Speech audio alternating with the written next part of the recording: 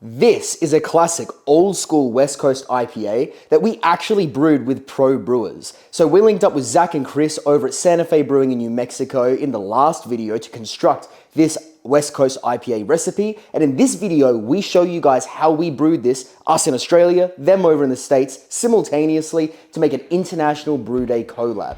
And let's just cut to the video because this stuff is really good and we want to show you guys how to brew like a pro.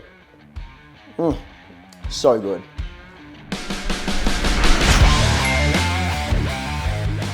For the all-important recap, let's get into it. For the grain bill, we're going to be running with 30 pounds total, which is 13.6 kilos, and that's going to be split between 92% being ale malt, 3% being dextrose malt, and 5% being C80 crystal malt, which is like a medium crystal malt. I'll explain that more in a little bit. We are going to be running with a 1 hour mash at 148 degrees Fahrenheit, which is 64.5 degrees Celsius. And we'll be adding Whirlfloc at a 1.5 gram dosage rate towards the end of the boil. Now let's talk hops. I was a little worried we're running a bit light on the hop schedule for this one, so we rejigged things a little bit. At the start of boil at the 60-minute mark, we are going to go with 70 grams of Bravo, which is 2.5 ounces for 47 IBUs. Then at the 10-minute mark, we are going to go 57 grams each / 2 ounces each of Simcoe and Chinook. Then at the 0-minute flame out mark, not whirlpool, literally just flame out, throw the hops in and start cooling down to yeast pitching temperature. We're going to go another 2 ounces / 57 grams of Citra. Then around the 7-day mark / whenever we get close to final gravity, we're again going to go another 2 ounces of Simcoe and Citra for our dry hop edition, which is going to bring us up to a total IBUs of 69. I swear it wasn't planned, but it's very funny that that's what we've ended up at. Yeast and fermentation temperature. Where we landed on was running with a fairly cool ferment because we don't want any off flavors on this one and we're going for a classic style. So it has to be clean. So we're going with US 05. They're going to be using their closest variant, which is basically the same strain. And we are going to be doing this at 64 degrees Fahrenheit and 18 degrees Celsius for us, with a diacetyl rest at the end. And finally, the name of this collaboration IPA. This one was actually entirely Zak's idea. So he went away and had a little bit of a think about it. We don't know if he used ChatGPT or not, but what he did kind of vibe was it's going to be an old school IPA. There's going to be those big, bold, spicy, resinous flavors. And they're brewing over in New Mexico. So he was kind of thinking it's going to be a little bit of a party. We down here at Team Wombat, so where he landed on was a Fiesta Wombat IPA. I think it's got a nice ring to it. If you want to see a bunch more behind the scenes footage, extended cuts that we don't release for YouTube and get more involved with us directly at the channel, as well as help support the channel and the future videos we produce, you can jump down into our brand new Patreon and get directly involved with us at the Flying Wombat team. All right, the grains are measured out and ready to go. So let's get crushing. Opa, that's heavy.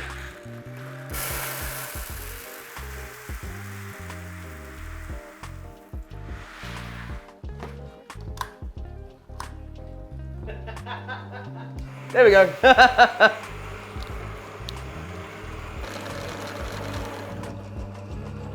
And there we have it, 13.6 kilos of grain crushed and ready to go. And that is a lot of grain, very different from the last couple of brew days we've done. So it's gonna be a thick mash. Give me a second and we'll get stuck in with this. So no rice hulls today because we are not working with wheat or oats. Part of me was thinking it would be useful just because this is quite a heavy grain bill, but we're rolling the dice on this one. I think we should be fine. Should be fine. But this is, for those of you keeping score at home, 40 liters at 65 degrees Celsius as per the recipe that we constructed with the boys over in the States at Santa Fe. In their experience, on their equipment, 65 tends to leave a fuller mouthfeel. In my experience with my equipment, my 65 tends to make a drier finish. So I think that just comes down purely to equipment differences. It's likely that maybe my calibration on this Brewzilla is slightly out. So maybe my 65 is actually a bit lower, I don't know. But that's part of the differences between equipment. Just because the recipe might be exactly the same, different equipment will absolutely yield slightly different results. So that's part of the fun with this whole experiment, to see what they perceive their beer to taste like versus what we perceive our to taste like, despite being the exact same recipe, brewed at basically the exact same time. All right, so we're really pushing it to the limits with this. In hindsight, maybe should have used the extension. But we will see. Where's the malt pipe? There's the little overflow pipe down there. So we need to get it in line with that at least. Oh boy. I think this is gonna hurt my efficiency just a little bit, but considering that this is forecasted to be like an 8% IPA, I'm not terribly fussed if we lose 0.5% here or there. It's still gonna be pretty boozy. We got there just. All right, where's my gloves? We've just gotten it in line with that malt pipe, which is good. This is all gonna work. Gonna pop that off. Pop this on, and away we go. So by the way, the boys you'll see in like some of the B-roll footage and stuff, they're using a 3 keg system. So like a homemade kind of 3 vessel Herm setup, utilizing 50 liter kegs, which is pretty cool. It's what I was gonna build originally before I bought this actually. So it will be very interesting to see the differences based on systems. Now let's start recirculating this, and we will come back at the end of the hour. Now that we're done mashing in, let's see how our friends over in the States are going on their brew day. Hey guys, this is Zach. And Chris. And we're from Santa Fe Brewing Company, and this is our R&D collab with Flying Wombat Brewing. And this is our Wombat Fiesta IPA. So here we go, let's get brewing. Cheers.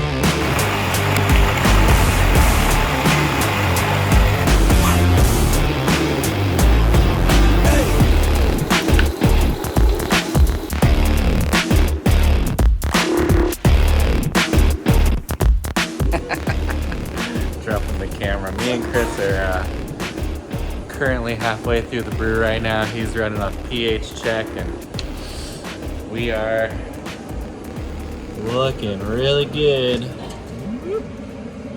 Nice and dark. We are sparging. So I just need that lid. Oop, I burnt my chest. We are gonna be running, we're actually gonna be doing a proper fly sparge today, which I don't normally get to do because we're doing double batch brew days, but single batch brew day. So I get to use the baby Brewzilla as my hot liquor tank, pumping a proper fly sparge over the top. So what that means is the rate of water coming out of here is gonna match the rate of wort draining out here, and then we're gonna sparge all that sugars out, wring out the sponge, and get maximum efficiency. So I need that angled a little more like that. We've got this leaning tower of beer thing going on because the tube was too long and I don't want to cut it because I use this tube for other stuff. Anyway, let's start sparging. So I just need to adjust the flow rate. So to give you a visual, I need to adjust the flow rate to match how fast the wort is going out the bottom. We hit an even flow rate, we have a proper fly sparge, and we'll get maximum efficiency without disturbing the grain bed. If we disturb the grain bed too much, or if the flow rate doesn't match and the grain bed shifts, that's when you get a stuck sparge. The grain basically blocks all the holes at the bottom and you're stuck there for hours waiting for the stuff to drain through. So I'm gonna play around with this for a bit. Once we've finished sparging, we can move on to boiling. So I will see you there. So let's get the hop spider in before we make any mistakes, because we are throwing a ton of hops into this one and we don't want to clog the pump. You get what I mean? So to begin with, 70 grams / 2 ounces of Bravo for our bittering hops, giving us the vast majority of our IBUs for this one today. And yeah, I mean, I guess away we go.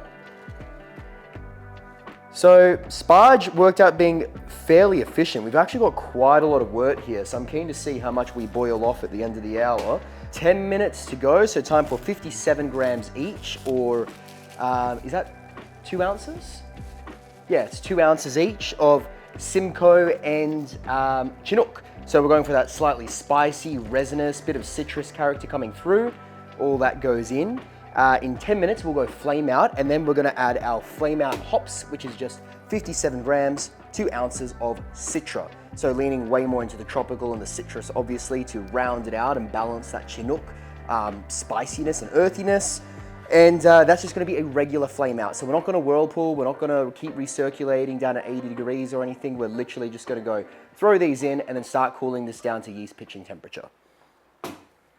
Whilst this thing is boiling away, let's go check out how our friends over in America are doing. So a little extra water,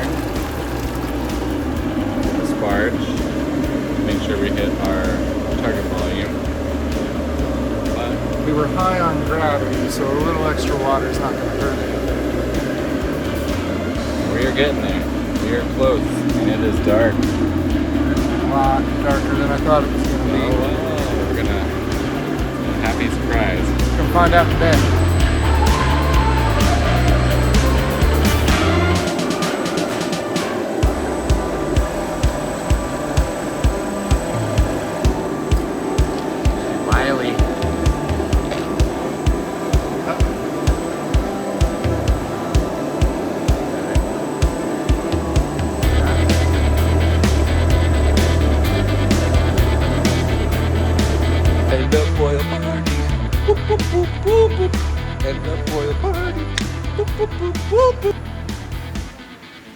We just finished boiling, so we're gonna run through the wort cooler and knock out, and then we'll pitch some yeast and start fermenting. Right. Flame out. Time to add these hops. I just want to make sure that I'm actually recirculating first before I throw them in, because sometimes this pump gets temperamental when it's too hot. Come on, let's go, let's go. All right, we're pumping now.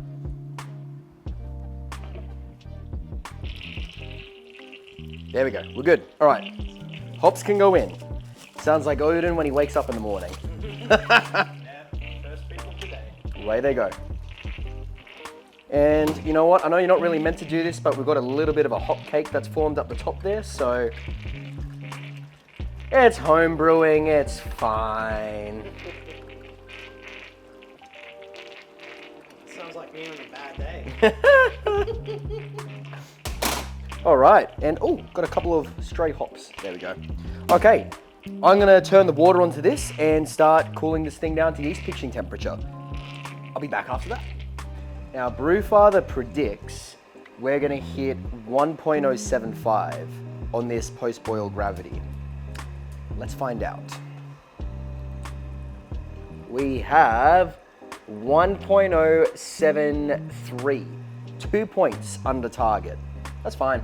I'm happy with that. It means it's going to be like a 7.8% beer or something, which is totally fine. Okay, we are ready to transfer. So we ended up, by the way, with about 49 liters of wort, ready to start pumping over because it's coming out of the plate chiller at 26 degrees Celsius, which is fine for yeast pitching for this one. Get the shot. Get the shot. Yeah. It's got a nice dark color to it, like classic West Coast IPA color. Very dark. Well, that's obviously the caramel, like the crystal malt that's come through in spades there. But yeah, it's so far all looking very on point. So I've got high hopes for this. Really high hopes. And hey, we brewed it with Americans. They know IPA is better than anyone, right? All right, from here, all we need to do is pitch our yeast. Easy brew day. Very rare you actually get to say that. Absolutely nothing went wrong today until I, dropped the vial. But this is our culture of USO5, so straight up American ale yeast. They're using their closest equivalent over there. Time to pitch. So come over my head and you can get a weird POV.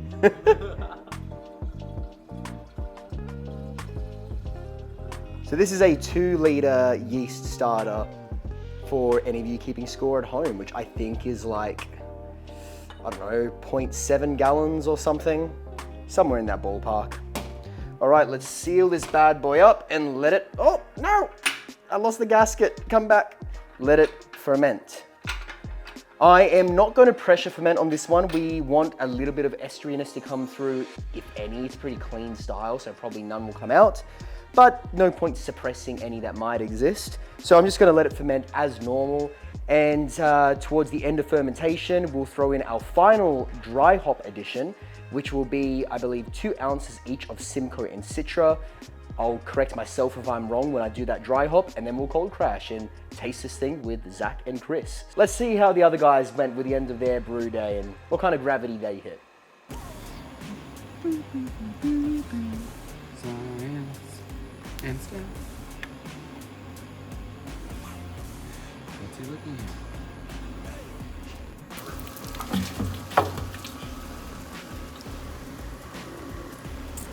Ooh, she dark.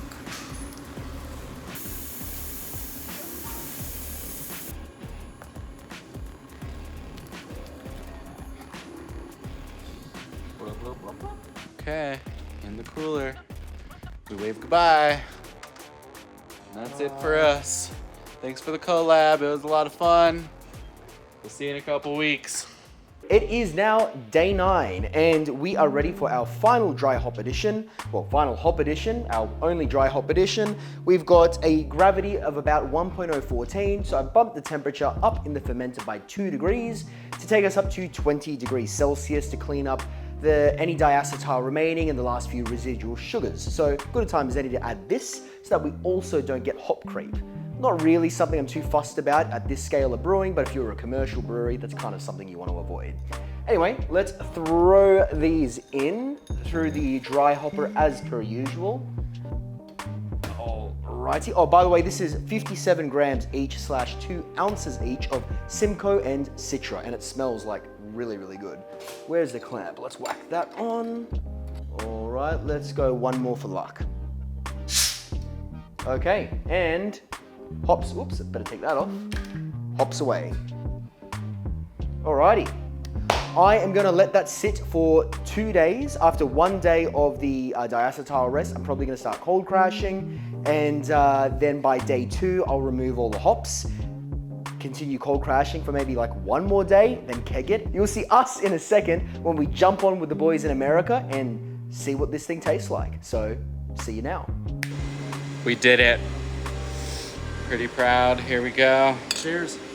Cheers, guys. Wombat Fiesta IPA.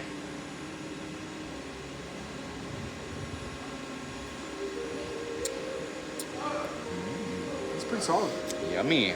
Hell yeah. Bloop, bloop. And here it is. So it turned out freaking awesome. The color is sensational. It's actually a lot darker than I was expecting it to be, but that's kind of reminiscent of those old school West Coast IPAs.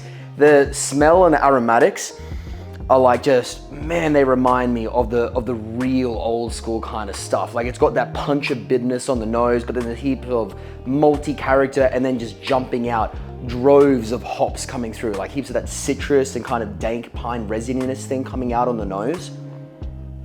And then the flavor is just awesome. It's got a ton of IBUs. I believe the IBUs came out to something like 74, something wild like that. It does not drink like it.